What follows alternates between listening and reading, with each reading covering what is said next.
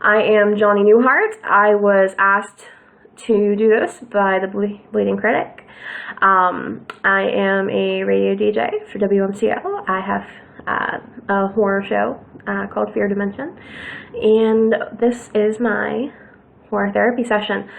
I'm going to be straightforward and say that mine's not one scary event. Things that probably should scare me don't, and yeah, there might be something wrong with how my brain's wired. So I don't have one particular experience that terrified me. More so, it's the implication of multiple events, what they might implicate, that's terrifying to me. So also, there are some details that I'm going to omit from experiences I've had because I want to protect some people's privacy. So, onward with the story. I've experienced paranormal experiences since I was a kid. I remember as a kid seeing like a shadow snake crawling across my grandfather's concrete, and I remember asking him, like, how can a snake fly? I was like young at the time, and I'm like, I saw a snake shadow on the ground. It was no snake, just a black shadow of a snake. So I explicitly remember that as a child. I remember seeing a face come out of my second house I've ever lived at. I remember seeing a face come out of the wall and talk to me. Those are the two I remember when I was really young happening. I remember probably in my preteen years. I remember when my grandfather dying, I remember seeing him in the doorway trying to talk to me, and I was like, okay, what do you want? I know you're dead. Like, it was so rational in my head, like, you're dead, what are you doing here? Like, I've accepted this. I understand that your daughter is probably grieving, but why are you here trying to communicate with me? I'm not the one that needs you right now.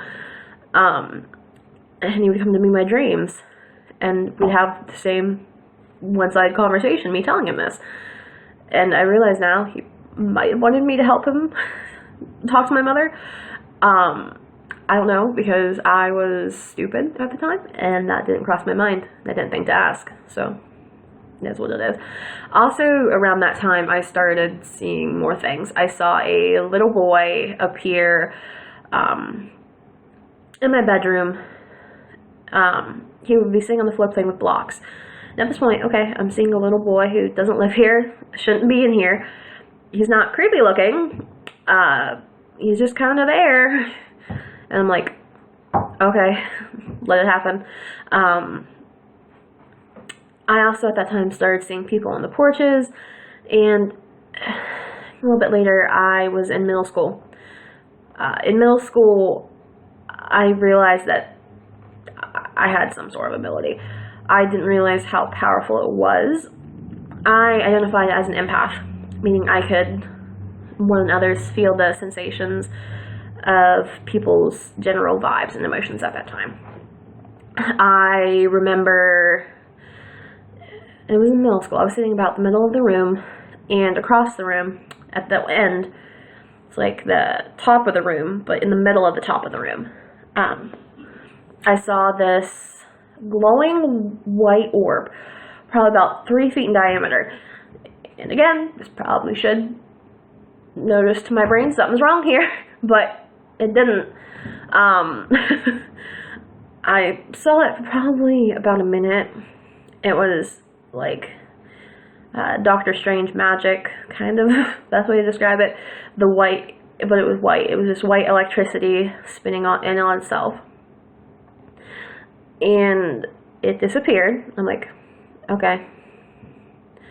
And right after that, I started to be able to see auras.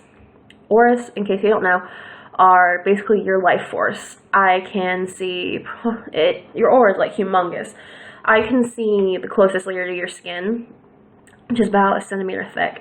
It looks like someone came through and outlined you with highlighter. It's not completely opaque or transparent, but it's tinted. It's gotten harder for me to do that with age because I shut it off, trying to avoid invasions in others' privacy. Because while I can know what people are thinking, it may not be the most ethical thing to invade people's privacy like that. Was how I rationalize it and how I still rationalize it. So I only ever do it anymore really to make sure I still can, or if I really, really, really need to read a situation, because I don't know, in my brain it's some ethical thing, like I don't want to invade someone's privacy. And because I haven't used it as much, it is a rusty skill. Yeah. So around that time as well, I began seeing shadow men. I would see them at school. I would see them sitting against the cupboards in the classrooms. I would see them in my doorway. I would just see them everywhere, basically, throughout my middle school years. In the classrooms wasn't an everyday occurrence, but in my doorway every night, that began to be an everyday occurrence. Also at that time, I remember seeing black smoke shadows in my ceiling about every night.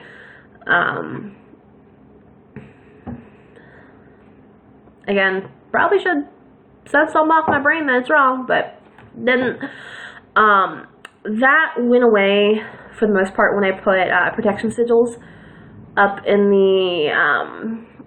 the corners of my room, and that put an end to that for the most part. I still don't like going back to that middle school if I have to. I can like feel energy. It's like a portal or something, and it's a very off-putting place, and I just don't like it. So in conjunction with that, I've also been able to see patterns. Like, you know how you see tropes in movies and media and you're able to tell from there, oh, this is gonna happen. This character has these stereotypes, so he's gonna be this character. I've been able to do that with life. I don't know if it's paranormal or if it's just noticing patterns. I've been able to predict quite a few deaths. I remember I noticed this pattern after my grandfather died. It would be, I don't remember if it became cemented after one or two occurrences, but I noticed that it would be a death, and then within like 3 weeks, there would be a second death. The first death would be bad, but not life-threatening, or not life-threatening, not life-altering. And then the second one would be, in this relation, my great-uncle, my grandfather. Someone who's in the family but I'm not super close to, and someone I'm super close to.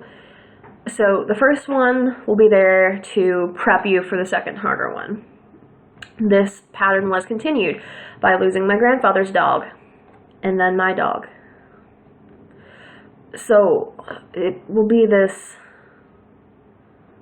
pattern. Or maybe it was the dogs first and then my grandfather, I don't know. My memory's a little bit blurry on that because I was like, I don't know, it was like 7 years ago or so. But yeah, I remember somehow from the combination of those things that I was able to see patterns and know that this happens and this happens. And for me, that pattern's always 2. Deaths may come in 3 for other people, but in my experience, in my life, they always come in 2s. Well, I mean, if they follow that pattern. Because I've seen single deaths that haven't fit that pattern, but I've been able to pick up on other patterns to see and predict things. There was one death, and this is one of the ones where I'm going to try and not get into too much detail, because I've learned that I talked to the family of this prediction, and in an open space, like it was a paranormal environment, we'll just say it that way. And it was meant with the best of intentions, and it did not go well. So I'm going to admit this to the very, very basics. I had predicted a date. I had these numbers in my head, and it ended up being a date. And I also predicted the cause because of another pattern I noticed, which I don't want to get into because I don't want to reveal who I'm talking about. I predicted that to happen. That was one that it wasn't the 2 pattern, but I still could tell. And then this other one, I don't want to get into too much detail as well because it has to do with my professional life. I remember saying to my best friend, this person, he's probably going to pass because of the anniversary of this event. It made sense in my head, the pattern, and I was correct. Within 2 days of the prediction, the gentleman had passed. And there were no prior indicators that he was not doing well. There were no indications that he should have passed, but I was able to predict that it would happen. I've also been able to pull information in the thin air. I've been able to more or less read my sister's mind, pull information out of her head that I should have no way of knowing. And you might say, well, it's your sister. It's my stepsister who I only lived with for 2 years. We weren't that close. We didn't share a lot of the same interests. We didn't have that closeness that sisters do because we were stepsisters who lived for 2 years together. And I could know what she was thinking. And it was like stuff that didn't make sense for her to be thinking either. We were both like 16 years old. Or not 16, both 16. She's a couple years older than me. But we were like older-ish. Or not older-ish, but we were old enough teenagers that this doesn't make sense. It was like, play brats was what I pulled out of her head. I think I was like 15, she was like 18. Yeah, so like, at what sense does being 18, does it make sense that you want to play brats? Not criticizing her at all, because it was something to do, but it doesn't make sense for that to be what she's talking about. So that wasn't something I could ration out, and I heard it in my head before I said it, and I said it, and she was shocked that I could predict it as well.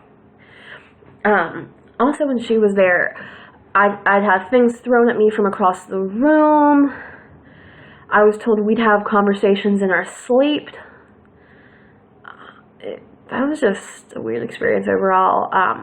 Also, with knowing things, like, this is stupid, I was able to predict that my parents would rent this certain movie because of another movie that I'd watched earlier that day with someone who was not my parents. It's gonna be stupid. I had went to a friend's house to watch My Bloody Valentine with Jensen Ackles. I'm like, oh, that's cool. Now watch, I'm gonna be watching Jared's horror movie Friday the 13th. I had not seen my parents all day. Later that night, they come home with Friday the 13th to watch. Just, yeah. I've been able to walk into conversations with the most abstract of language and be able to say, oh, you like them, right? From just knowing.